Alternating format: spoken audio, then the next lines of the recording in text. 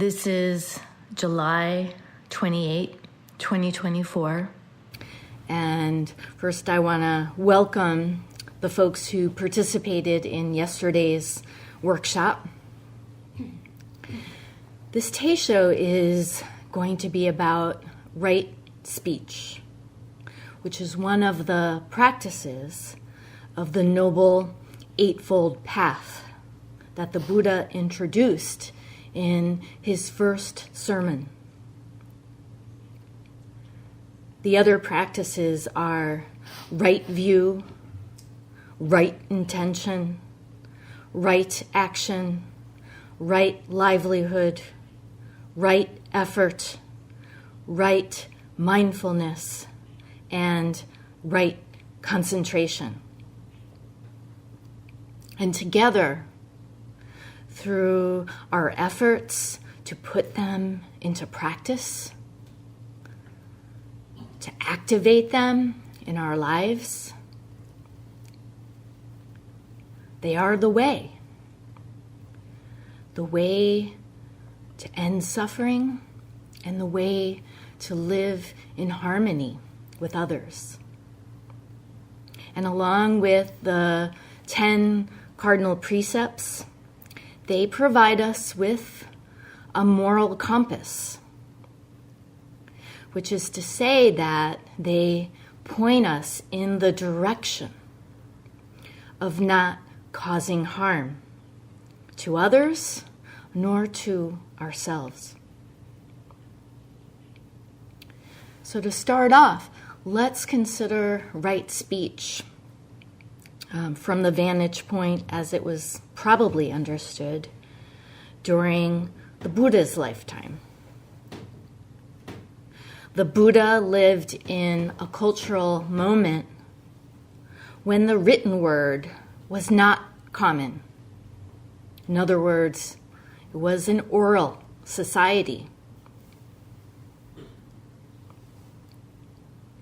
And that explains why the opening line to so many Buddhist texts is, "Thus I have heard."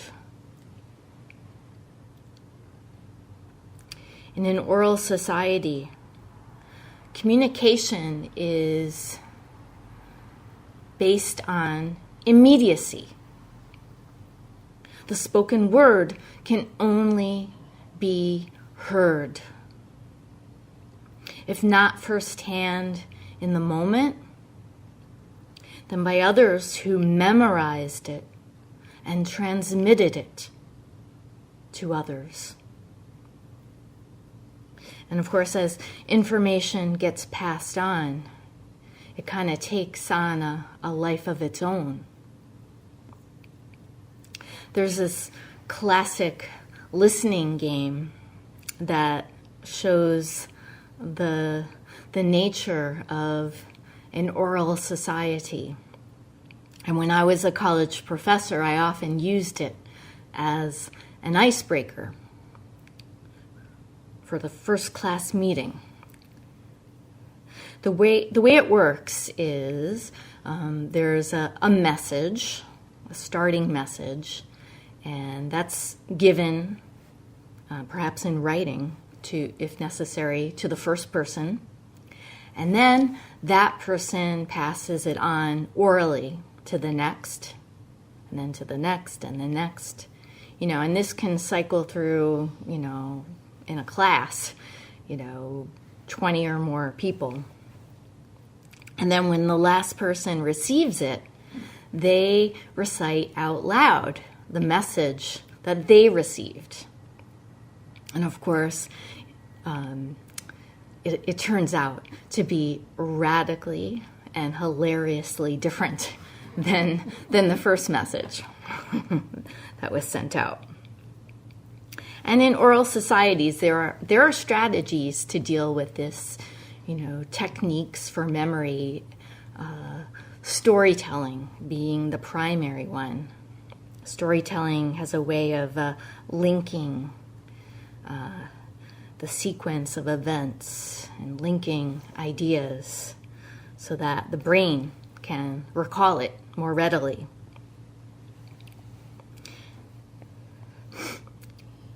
in the book, What the Buddha Taught, Wapola Rahula outlines what was remembered and eventually written down in the sutras.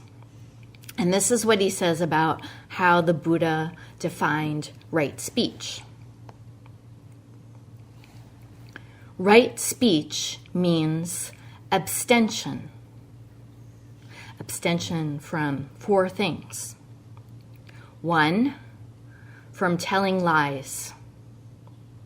2, from backbiting and slander and talk that may bring about hatred, enmity, disunity, and disharmony among individuals or groups of people. That covers a lot.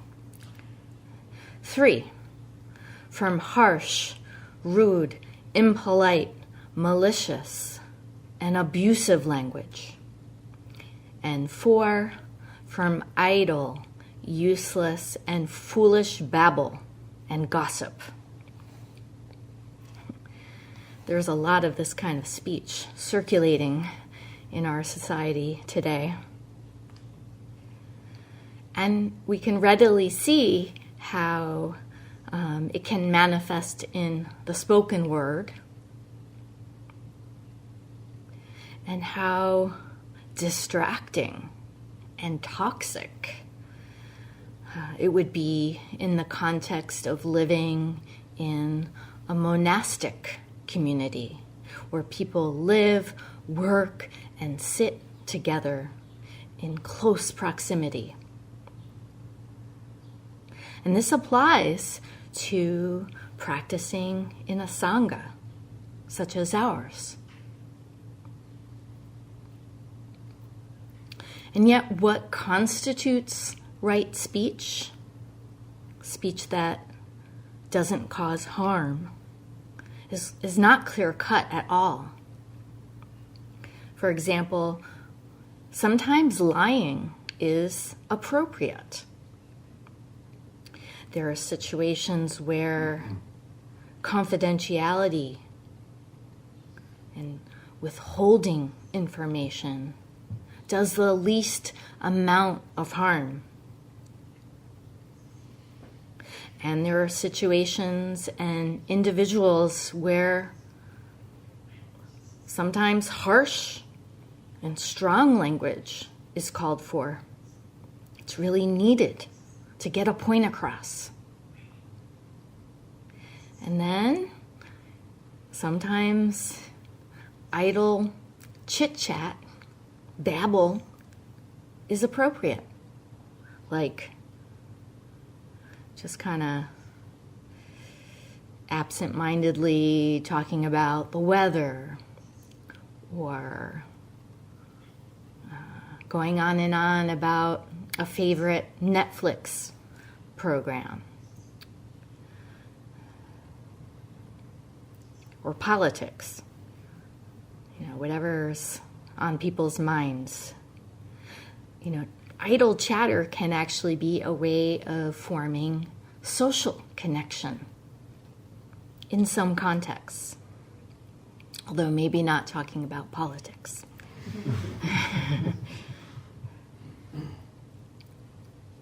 But there's no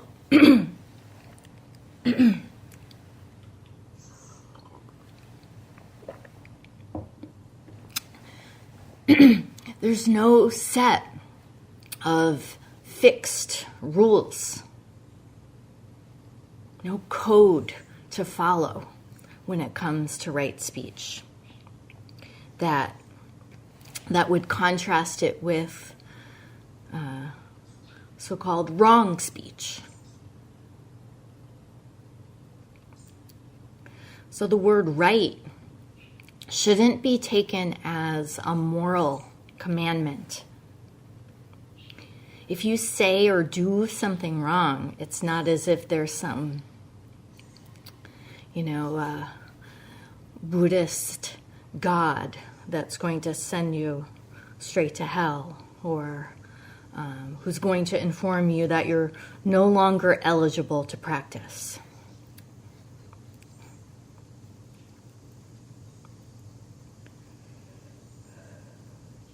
Instead, it is through practice, through trying, that we learn. And there's a lot of room for growth. And that happens in the process of making mistakes and causing harm. We kind of fumble our way through it.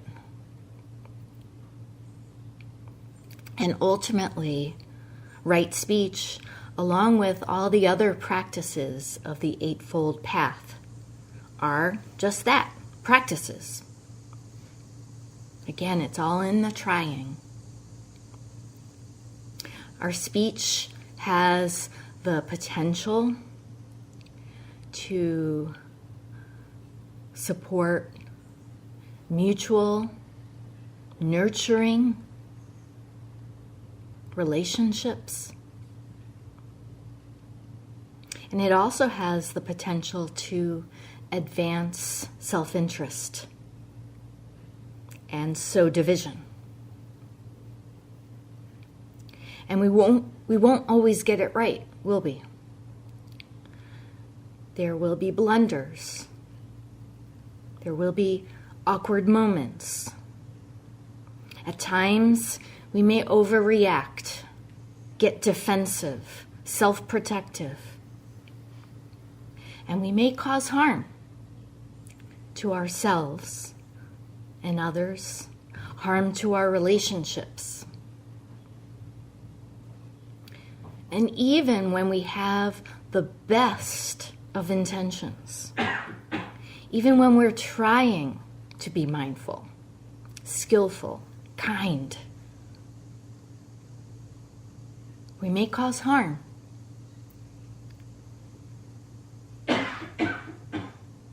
We're all on that path. We're all trying to find our way. And this is inevitable due to conditioning. As humans, we are conditioned to see ourselves as separate, to see self and other as two, divided, even in opposition.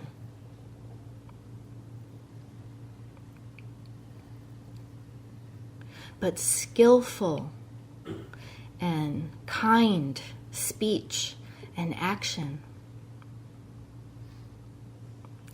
that arises from awareness of not being two, of no separation. And that's why maintaining a daily practice of Zazen is so critical. It's more important than going to Sesshin in terms of bringing the practice into our lives day by day, keeping it steady and consistent.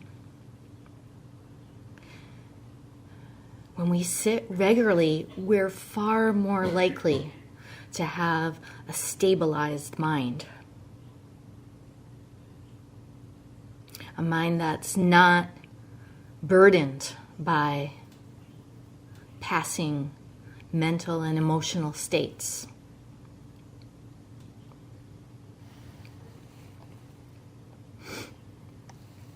We're in a better position to be present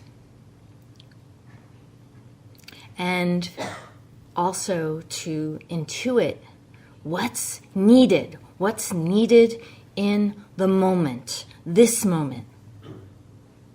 What's most skillful? What needs to be said and how? So in Zen, morality is fluid, it's dynamic. It's not etched in stone. There's no line to be drawn between right and wrong. what's right in one situation may not be in another.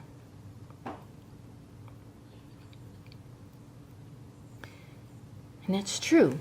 There are times when taking a strong, firm stance is the most effective and most compassionate thing to do. Sometimes we have to say no or give a sharp edge correction, set boundaries, lay down the law. And other times are going to call for yielding, letting go, walking away, letting it slide. And then every other kind of response in between, the middle way. So this is a really important point about right speech. What kindness and compassionate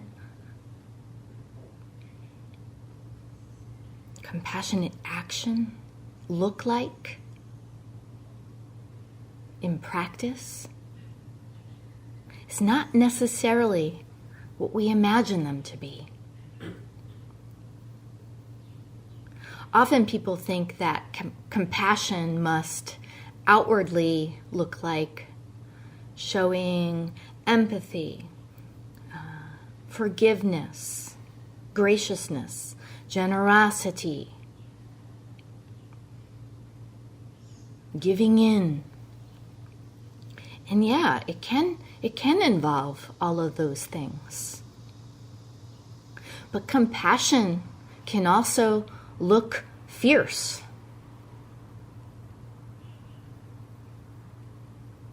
Can look like wielding a sword.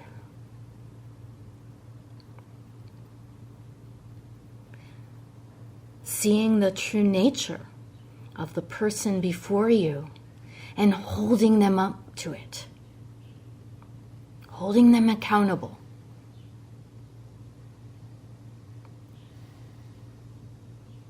If we always yield to others, habitually yielding to their preferences, not wanting to cause a stir, trying to avoid conflict in a codependent kind of way, are we really helping them? Are we really seeing someone's true nature if we go out of our way to accommodate their preferences, their self-interests? You know, the tendency is to see conflict and disagreement as something to be avoided. And it's difficult. It's uncomfortable. It's a lot easier to walk away. But actually, if we head straight into it in a skillful way, the result is non-separation, closing the gap. So it can be a real selfless act of love to tell somebody that their behavior is misguided, it's harmful, and to urge them to make a course correction or to get help. So right speech then isn't about making people smile or feel good about themselves or avoiding uncomfortable feelings, difficult conversations. It's really about authenticity, being authentic.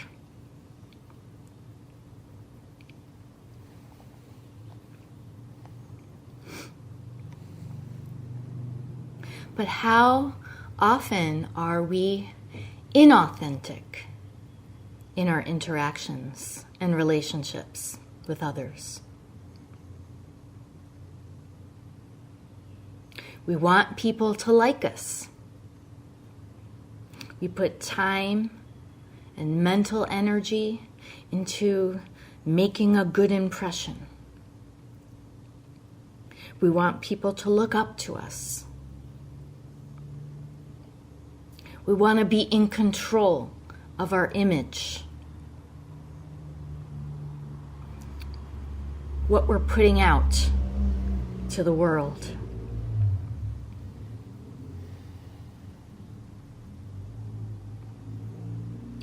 But to be authentic is to not be worried or constrained by what others may think or say about us. To just be present with what is, not how we want it to be. And this requires letting go of the pursuit of self-interest and the concern for appearances. And so we can see that the practice of right speech then is really fundamental to being authentic, in that it is through communication, through our interactions, that we conduct our lives. We're social beings. And within the context of our family, our work, all the different kinds of connections and relationships that we form and which shape our day-to-day lives,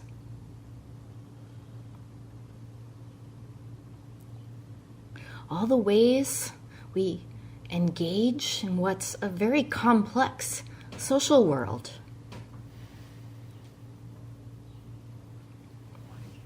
How can we be more authentic?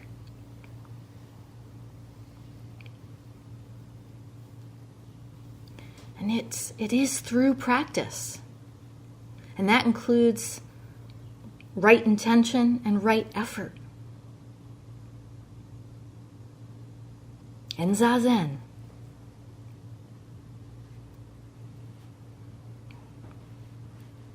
All the practices of the Eightfold Path work together. Through this, we have the potential to use our speech and our listening. Speech and listening go hand in hand. To let go of our habitual self-interest and create openings in service to our true nature, to our liberation and others' liberation.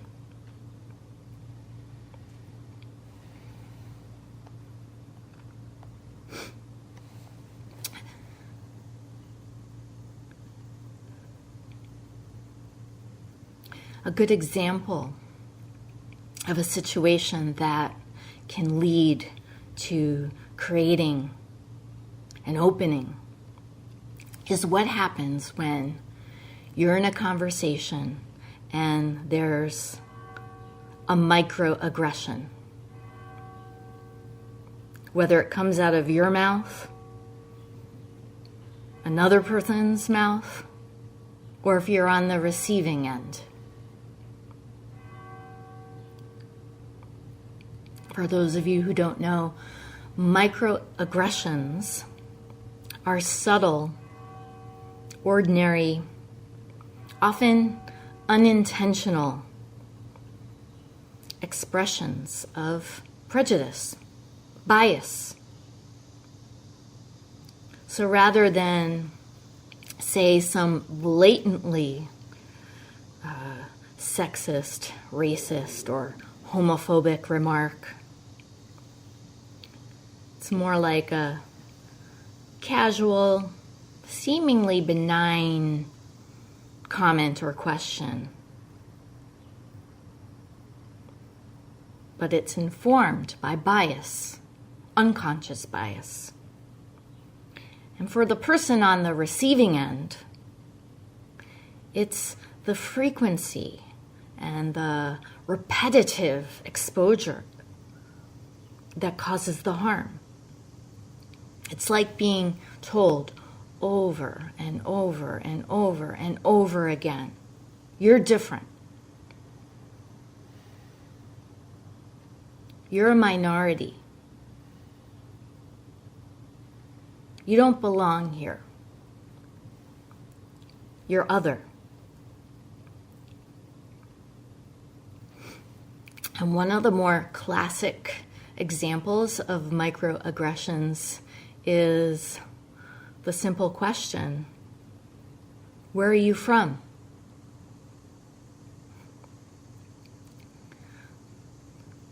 Funnily enough, that question and variations of it, where do you come from, or where have you been, they also happen to be the opening line of many koans.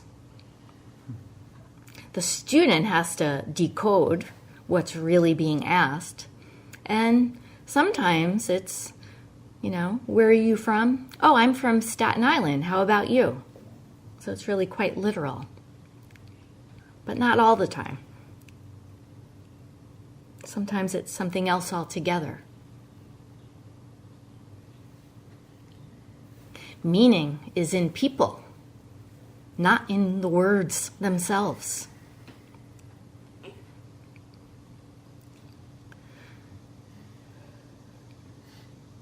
And in everyday interactions, this question, where are you from, seems really quite natural, especially when you're meeting somebody new. It seems totally harmless. What's wrong with asking somebody, hey, where are you from? Where did you grow up? It can seem like information that helps you to get to know somebody, make a connection. And yet, depending on one's life experience, the meaning can be a lot more than that. Instead of making a connection, it results in separation. But it's not entirely clear or predictable. As I said, meaning is in people, not in words. So how it's received depends on the context, the who, what, when, and where. That said, we do happen to live in a society with a long history of racial violence and white privilege. So then, what might happen when a white person approaches an African American or a Latinx person whom they haven't met before and asks, where are you from? Especially if it's being asked of the only person of color in the room. What then? For the person on the receiving end, it can feel like you're only being seen as a skin color. Again and again and again. Again, it's the repetitiveness of it that causes the harm. Not being seen as a person with a personality, interests, abilities, talents. Just a skin color. And a foreigner. The message is, you can't possibly be from here. In other words, racialized.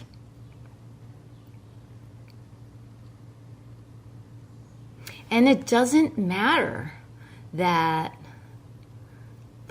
the harm that comes from it isn't intentional.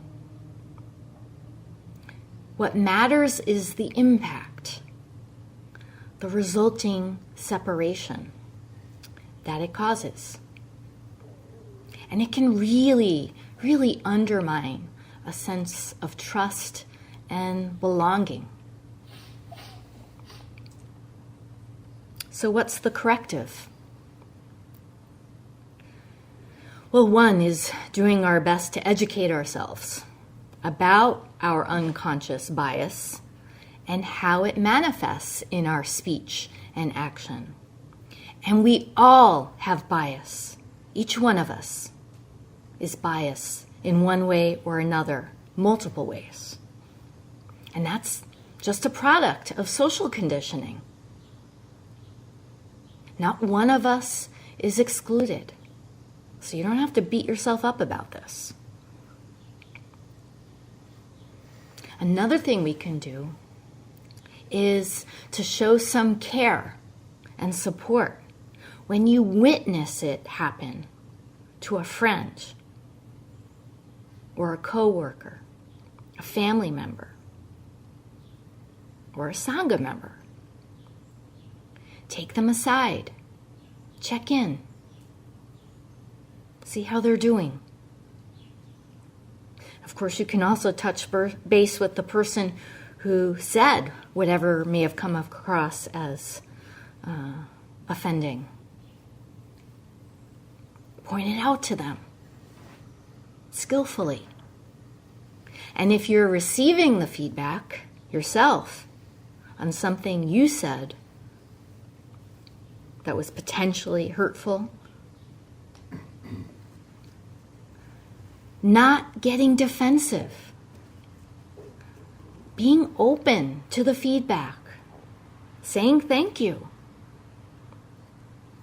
recognizing that it's a product of conditioning, trying to do better next time. But then what if you're on that receiving end? Then what? You know, there have been so many occasions in my life, especially when I was a teen, a college student, and later as a university professor, when I was confronted with sexist speech. Some of it was quite derogatory. And there were times when I spoke up, right then and there. Other times when I walked away.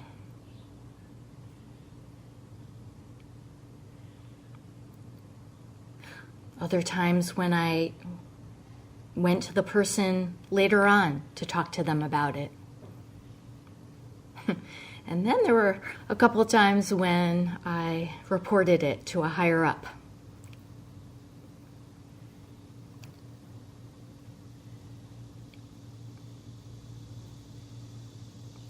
When someone says something offending,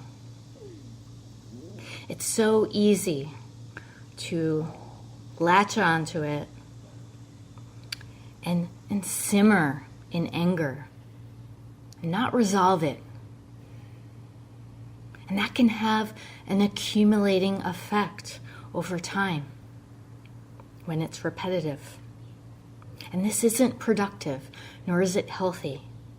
And it fuels separation. So here's what Dr. Roxy Manning says. She's a certified nonviolent communication trainer and clinical psychologist. And she offers a variety of online workshops and programs. And in a segment on her website about microaggressions, this is what she says, if you're on the receiving end. First, check in with yourself and decide if you have the energy and resources to let the person know what it was like to hear whatever was said. You can choose to speak up in the moment or walk away. Do what feels right and safe.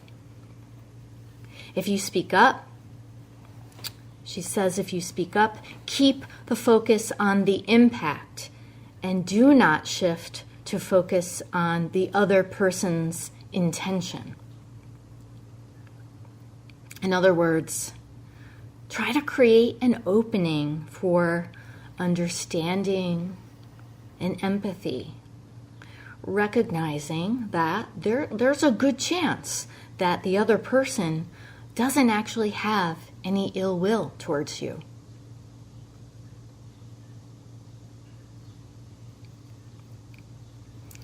And this is hard, right? Making a distinction between the words and how they landed and the intention without resorting to a habitual kind of go-to reaction, putting up a wall, shifting into defense mode. That can seem like a tall order. And aside from feeling safe, what it requires is stability, calmness, clarity.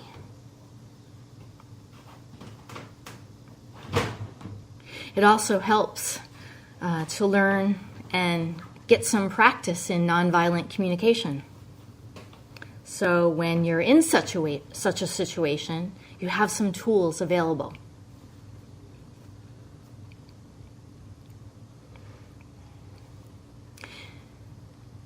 You know, over 2,500 years ago, when the Buddha spoke of the practice of right speech, he didn't know a thing about microaggressions.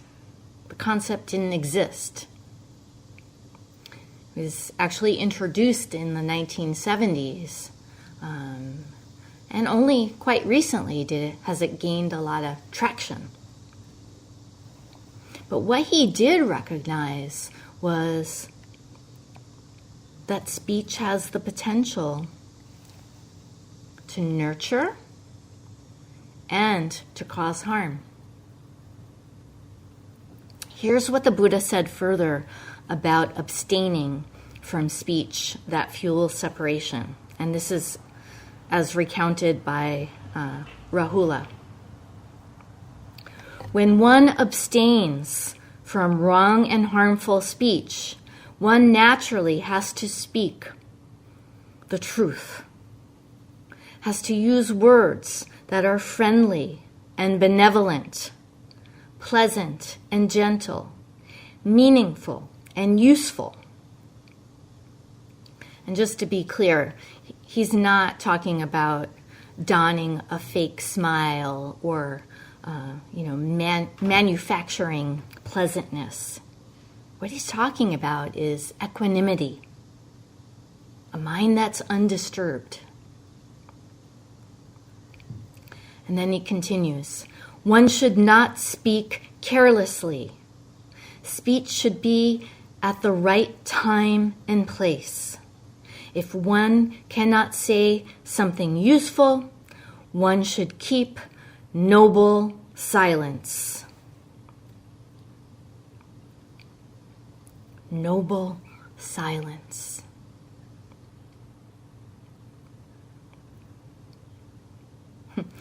When I was a child, my parents would tell me, If you don't have anything nice to say, keep your mouth shut. Which at the time pretty much meant suck it up, bite your lip, hold it inside. Silence is golden.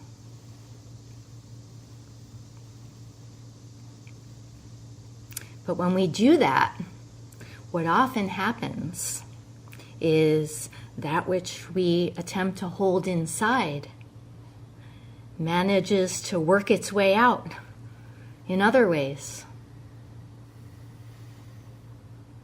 such as passive aggression, perhaps through sarcasm or the cold shoulder treatment. Or maybe the pot simmers long enough and it boils over.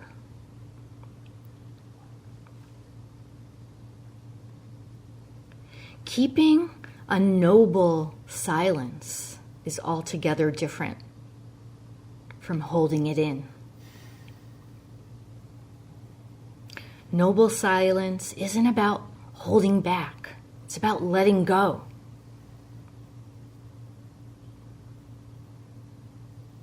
That includes letting go of things that are painful. And it doesn't necessarily involve actually being silent, although it can.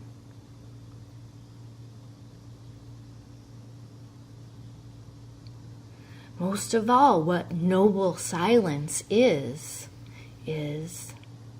inner silence.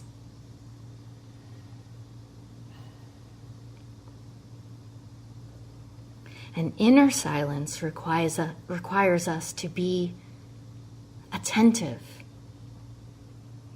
to be present, one with the person we're with, one with things as they are, even when it feels uncomfortable and unpleasant, even in moments of conflict and turmoil.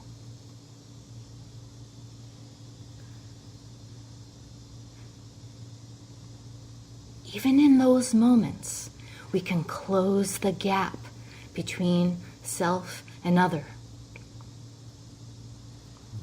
And when we approach our interactions with inner silence, with a mind that is undisturbed, which is only made possible through Zazen. When we do that, we can create openings.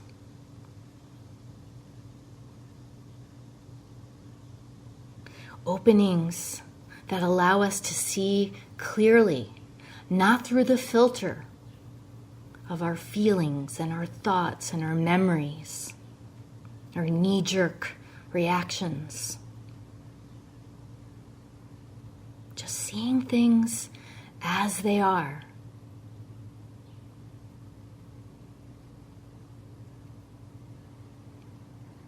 Inner silence creates a space for us to see the true nature that we equally share. No one's excluded.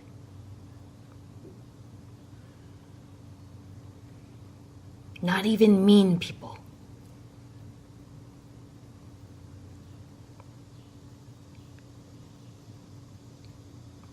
I'll close with these simple words from Rumi. Silence is the language of the heart.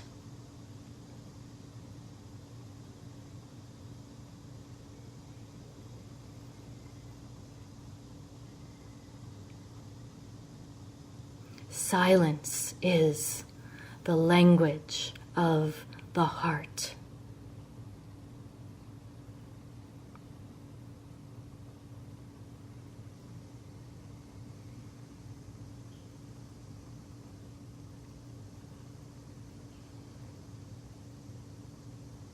we'll stop here and recite the 4 vows.